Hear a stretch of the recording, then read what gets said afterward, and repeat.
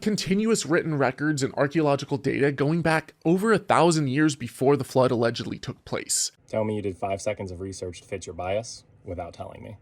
Hey everyone, I'm Josiah and I study comparative mythology. I'm gonna hit a couple points in this video. First one is I'm gonna hit an article that was published in World Archaeology talking about dating the earliest tablets, which are those archaic Uruk tablets.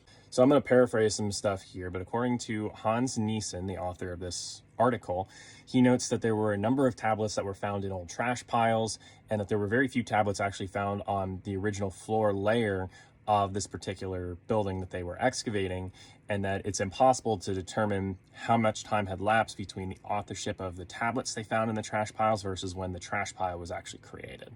And I'm going to add, this is not from the article, that there still are some assumptions present when we're dating a tablet based on the floor layer of a house. For example, even today we have houses that people still live in that are several hundred years old, especially in Europe. It's a pretty common thing.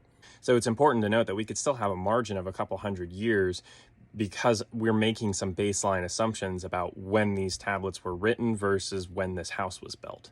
And then once again, this problem goes away entirely if we use the Septuagint dates, which the Septuagint predates the Masoretic by about 800 years. But the Septuagint puts the flood occurring at around 3400 BC. And that's coincidentally just before our earliest proto-cuneiform tablet. This is also ignoring the fact that a lot of young Earth creationists proposed there would have been inflated carbon in the atmosphere post-flood, and that would lead to things appearing older than they actually are.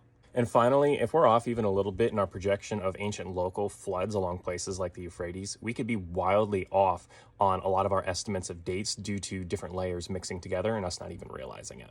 So while I wouldn't discount date estimates that archaeologists provide entirely, I would approach them with caution, because if our courts can't always get forensic science right to convict the right person for an event that happened within the same year, claiming absolute certainty on archaeological dates of things from thousands of years ago is at best misleading.